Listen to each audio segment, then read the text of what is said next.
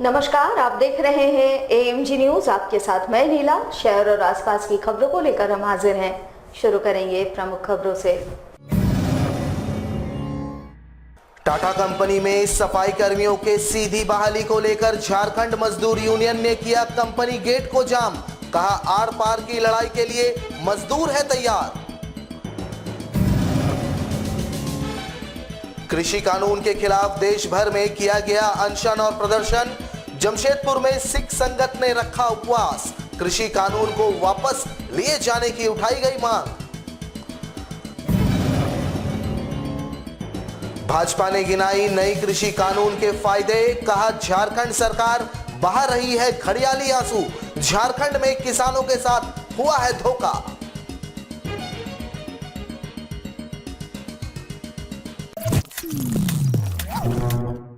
अब खबरें विस्तार से।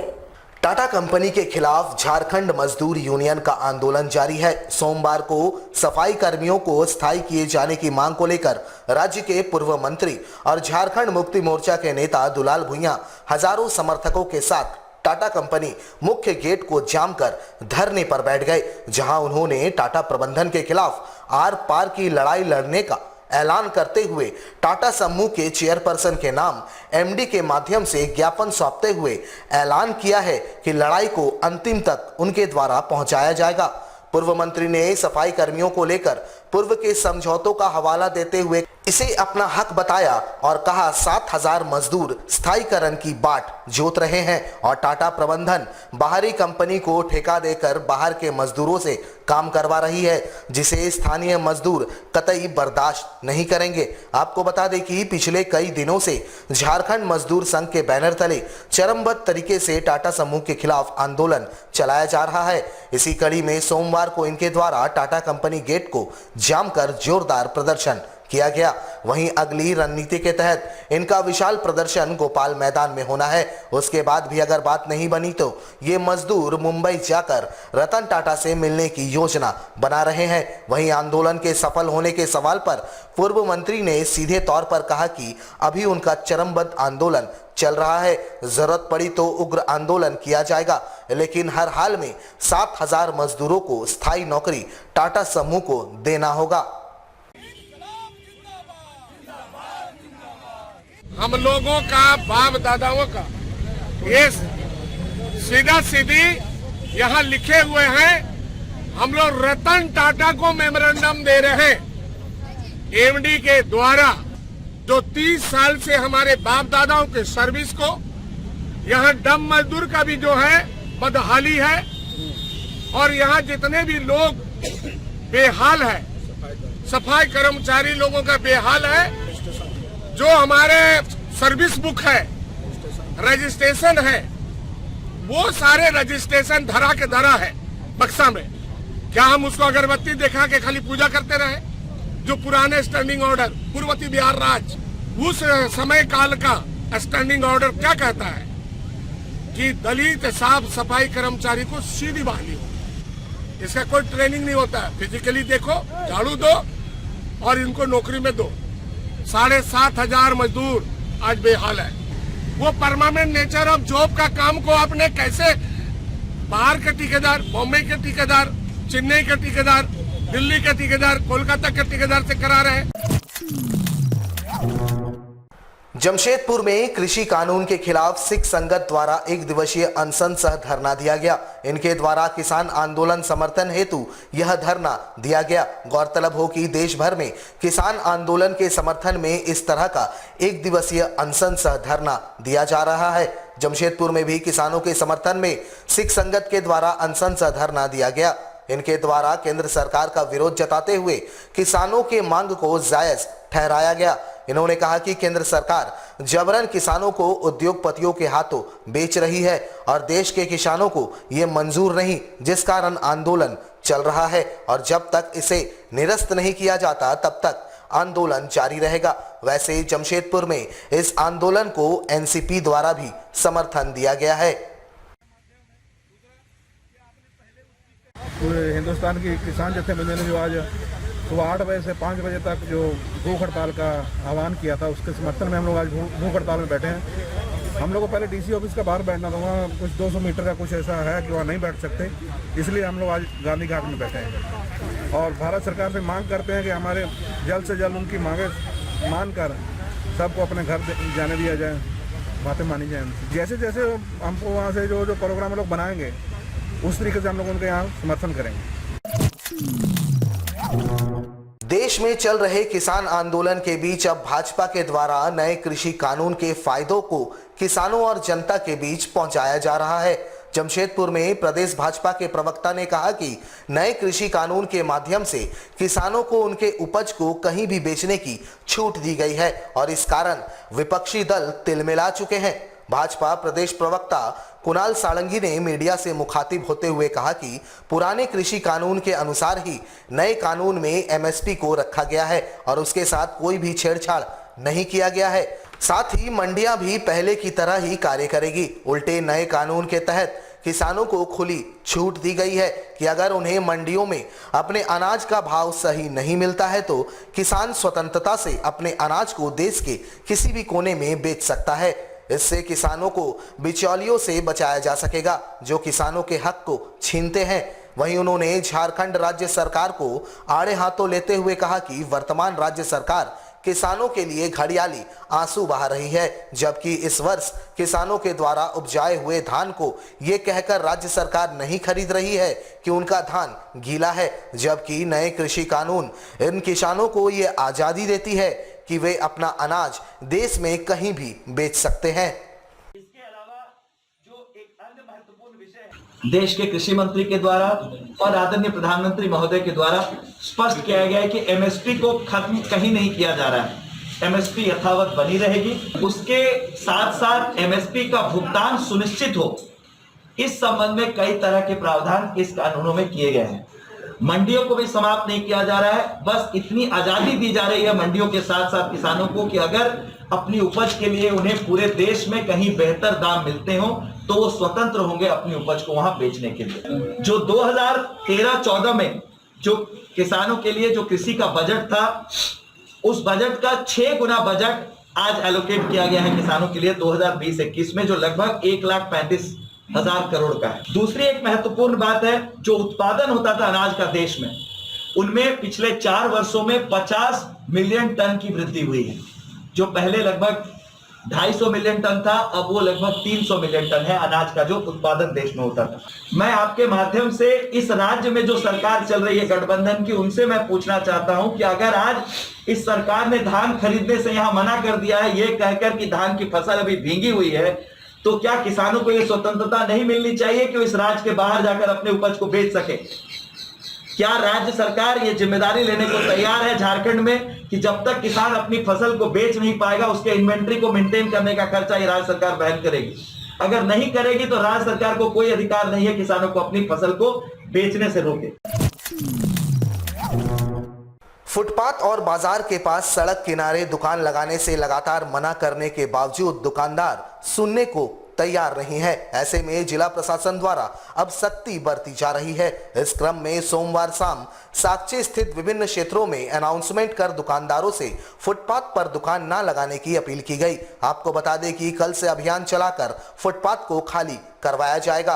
गौरतलब हो कि पूर्व में जिला प्रशासन द्वारा साकची बाजार में लगने वाले मंगल मार्केट के साथ ही स्थायी दुकानदारों द्वारा दुकान के बाहर सामान रखे जाने के मामले में कार्रवाई की गई थी। कुछ दिनों तक सब कुछ सुचारू रूप से रहने के बाद अब एक बार फिर से पुरानी स्थिति होती जा रही है। इसको लेकर अब जिला प्रशासन ने सख्ती बरतना शुरू कर दिया है। इसी क्रम में सोमवार को उपायुक्त के निर्देश पर साकची स्थित बाजार के बगल में सड़क किनारे लगे दुकानों को जेएनएससी द्वारा हटाया गया। दुकानदारों को फुटपाथ और बाजार में रास्तों पर दुकान न लगाने की अपील की गई। सिटी मैनेजर रवि भारती ने कहा कि आज चेतावनी दी जा रही है और कल से अभियान चलाया जाएगा। महोदय के जॉइंट ऑर्डर से जो अतिक्रमण शहर में हो रहा है फुटपाथ और बाजार में, उसको लेकर के जो निर्देश प्राप्त है और उसको लेकर के तहत हमने कार्रवाई कर रहे हैं। जो भी यहाँ पर फुटपाथ का अतिक्रमण कर रहे हैं और बाजार का रास्ते का अतिक्रमण कर रहे हैं, उन्हें अभी सूचित कर रहे हैं। कठोर कार्रवाई करने के लिए कल से हम लोग निकलेंगे दल बल के साथ और पुलिस के जितने आएंगे उनको कार्रवाई करेंगे। ये उपायुक्त महोदय के आदेशानुसार हो रहा है। इसके लिए दंडाधिकारी जमशेदपुर अध्यक्ष के केंद्रीय कृषि कानून 2020 के विरोध में किसानों का आंदोलन लगातार जारी है। कई दौर कई वार्ता के बाद भी किसान अपनी मांगों पर अड़े हुए हैं। इधर आंदोलनरत किसानों ने केंद्र सरकार के खिलाफ आज भूख हड़ताल का ऐलान किया था। वैसे देश भर के 23 राजनीतिक दल किसानों के समर्थन में खड़े हैं और केंद्र सरकार के खिलाफ अपना विरोध जता रहे हैं। इन सब के बीच झारखंड के जमशेदपुर में भी कई राजनीतिक दल किसानों के समर्थन पर सड़क पर उतरे। वहीं राष्ट्रीय जनता दल का एक प्रतिनिधि मंडल सोमवार को जिला मुख्यालय पहुंचा और जोरदार प्रदर्शन किया। इनके द्वारा केंद्रीय कृषि बिल 2020 को वापस लिए जाने संबंधी मांग पत्र जिले के उपायुक्त के माध्यम से राष्ट्रपति को भेजा गया, जहां सौंपे गए मांग पत्र के आधार पर इन्होंने केंद्रीय कृषि कानून 2020 को पूंजीपतियों के हित में बताते हुए केंद्र सरकार से इसे अविलंब वापस लिए जाने की मांग की। इससे पहले इन्होंने जिला मुख्यालय पर जोरदार प्रदर्शन करते हुए केंद्र सरकार पर जमकर निशाना साधा। उन्होंने बताया कि केंद्र सरकार पूंजीपतियों के इशारे पर किसानों के हक को छीनने पर तुली है, जिसका राष्ट्रीय जनता दल पुरजोर तरीके से विरोध कर रहा है। झारखंड प्रदेश राजद के द्वारा पूरे सभी जिलों में हमारे राष्ट्रीय अध्यक्ष के निर्देशानुसार किसान आंदोलन के समर्थन में धरना प्रदर्शन किया जा रहा है। ये जो तीनों कृषि बिल जो लाया गया है, ये जन विरोधी है, किसान विरोधी है, देश विरोधी है और संविधान विरोधी है, क्योंकि संविधान में सभी लोगों के अधिकार प्रदत्त हैं। इन कृषि बिलों के द्वारा जो निजीकरण की जो व्यवस्था की जा रही है, वो किसानों के अधिकारों का हनन नहीं हो रहा है, बल्कि राज्यों के भी जो राजस्व मिलते हैं उसकी भी बंदी हो जाएगी। तो आप देखते होंगे कि जो पीडीएस की दुकानें हैं, जिससे गरीबों को सस्ते दर पर अनाज मिलते हैं, ये तो कंप्लीट ही बंद हो जाएगा, क्योंकि अनाज तो चला जाएगा पूंजीपतियों के हाथ में। अदानी के, अंबानी के, ये तमाम लोगों ने, जिन लोगों ने भारतीय जनता पार्टी के चुनाव में अरबों रुपए खर्च किए हैं, उसके बदले में ये किसानों की जो है जमीन और उनकी जीविका मांग रहे हैं। तंबाकू से संबंधित बीमारियों से बचाव के उद्देश्य से जमशेदपुर के खासमहल स्थित सदर अस्पताल परिसर में तंबाकू निरोधक कानून से संबंधित एक प्रशिक्षण स्वास्थ्य कर्मियों को दिया गया। 14 दिसंबर से शुरू हुआ प्रशिक्षण 4 दिनों तक चलेगा, जहां तंबाकू को लेकर किस तरह से लोगों को जागरूक करना है, इस पर विशेष ध्यान दिया गया। वर्तमान समय में तंबाकू के इस्तेमाल से लोगों में तरह तरह की बीमारियां उत्पन्न हो रही है, जो जानलेवा है। ऐसे में इस प्रशिक्षण के माध्यम से स्वास्थ्य कर्मियों को तैयार किया गया कि किस प्रकार से वे लोगों को जागरूक करेंगे ताकि लोगों को तंबाकू की लत से मुक्ति मिले। पहले दिन एएनएम इस प्रशिक्षण में शामिल हुए, दूसरे दिन सीएचओ इस प्रशिक्षण में भाग लेंगे, तीसरे और चौथे दिन अन्य स्वास्थ्य कर्मी इसमें शामिल होकर तंबाकू इस्तेमाल से होने वाले गंभीर बीमारियों के विषय में जानकारी प्राप्त करेंगे। हमारे यहाँ तंबाकू निरोधक कानून का कोटपा, उसके संबंधित प्रशिक्षण स्वास्थ्य कर्मियों को दिया जा रहा है। वो 4 दिन का प्रोग्राम है, 14 से स्टार्ट हुआ है, 4 दिन में वो संपन्न होगा। ये कार्यक्रम चलाया जा रहा है ताकि जो तंबाकू से संबंधित जो बीमारियां हैं उससे बचाव किया जा सके, लोगों में जागरूकता पैदा की जा सके, और जो इस काम में लगे हुए हैं, गुटखा बेच रहे हैं या इस तरह से बात कर रहे हैं, उनके विरुद्ध कानूनी कार्रवाई की जा सके। उसमें हेल्थ वर्कर्स हमारे हैं, उसमें कुछ सेक्शन को बांट के किया गया है, कुछ 4 दिन में करना है, बांट के किया गया है। कुछ एएनएम लोग हैं, एएनएम लोगों का है जी। पल्स पोलियो 2021 के अभियान को लेकर स्वास्थ्य विभाग ने तैयारियां शुरू कर दी है, जिसे लेकर सिविल सर्जन कार्यालय स्थित प्रेक्षागृह में माइक्रो प्लान तैयार किया जा रहा है ताकि पोलियो को जड़ से मिटाया जा सके। पल्स पोलियो अभियान 17 जनवरी से शुरू होगा, जो 19 जनवरी तक चलेगा। 17 जनवरी को पोलियो बूथ पर बच्चों को खुराक पिलाया जाएगा। वहीं 18 और 19 जनवरी को डोर टू डोर स्वास्थ्य विभाग के कर्मचारी जाकर 5 वर्ष तक के बच्चों को पोलियो का ड्रॉप देंगे ताकि पोलियो मुक्त भारत बनाया जा सके। उधर इस अभियान को लेकर सिविल सर्जन कार्यालय के प्रेक्षागृह में MISO को प्रशिक्षण दिया गया ताकि 100% बच्चों को पल्स पोलियो का ड्रॉप दिया जा सके। National immunization day pulse polio का उन लोगों का 2001 का ये शुरू होना है। 17 तारीख को बूथ रहेगा और 18-19 हाउस टू हाउस रहेगा जनवरी में। 17 जनवरी, 18 जनवरी, 19 जनवरी, उसी की तैयारी शुरू हुई है। तो हम लोगों ने शनिवार को उपायुक्त महोदय के साथ डिस्ट्रिक्ट टास्क फोर्स कमेटी का मीटिंग किया था। अभी हम लोगों ने सब MIOC को बुला करके उसके विषय में प्रशिक्षण दे रहे हैं कि किस तरह से माइक्रो प्लान बनाया जाए, किस तरह से सुचारू ढंग से काम किया जाए, ताकि हम लोग 100% बूथ एक्टिविटी प्राप्त कर सकें और सारे बच्चों को 0 वर्ष से 5 वर्ष तक के जितने बच्चे हमारे हैं उस जिले में, सब बच्चों को आच्छादित कर सके। कोई भी बच्चा छूटे नहीं, सुरक्षा कड़ी टूटे नहीं। जमशेदपुर के जुगसलाई गर्ल्स स्कूल रोड स्थित श्री रानी सती दादी मंदिर परिसर में श्री रानी सती सत्संग समिति की ओर से 18वां रक्तदान शिविर लगाया गया, जहां इस शिविर में समिति के सदस्यों ने बढ़ चढ़कर हिस्सा लिया।